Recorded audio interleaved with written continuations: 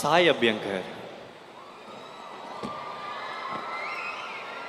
மடிச்சிட்டேன் எனக்கு கொஞ்சம் பேச டைம். ஸோ கட்சி சேரன்னு ஒரு பாட்டு வந்துருந்தது. அப்போ திரும்புகிற இடம்லாம் அந்த பாட்டு தான், அப்புறம் ஸ்டெப்பு தான்.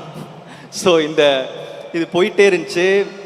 அப்போது கீர்த்தி வந்து கேட்டார் யார் மியூசிக் டைரக்டர் போகலாம் அப்படின்னு சேர்க்கும் போது நான் சொன்னேன் சாயின்னு ஒரு அந்த கட்சி சேர பையன் எப்படி அப்படின்னு சொன்னோம்.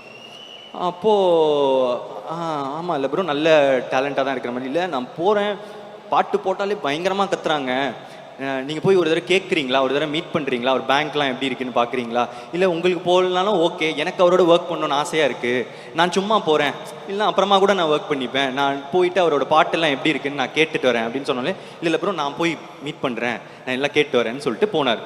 போயிட்டு அடுத்த நாள் வந்தார். வந்துட்டு ப்ரோ ஆசை கூடன்னு ஒரு பாட்டு போட்டு வச்சுருக்காரு, எனக்கு ரொம்ப பிடிச்சிருக்கு, எவ்வளோ ஹிட் ஆகும்லாம் தெரியல, ஆனால் எனக்கு ரொம்ப பிடிச்சிருக்கு அப்படின்னு சொன்னார். ஓகே 2 நாள் ஆச்சு, பாட்டு வெளியே வந்துச்சு, ஸ்மாஷ்.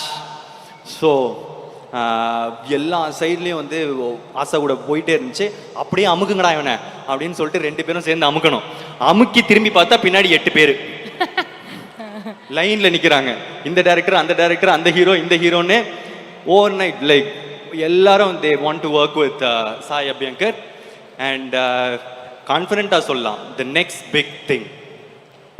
யா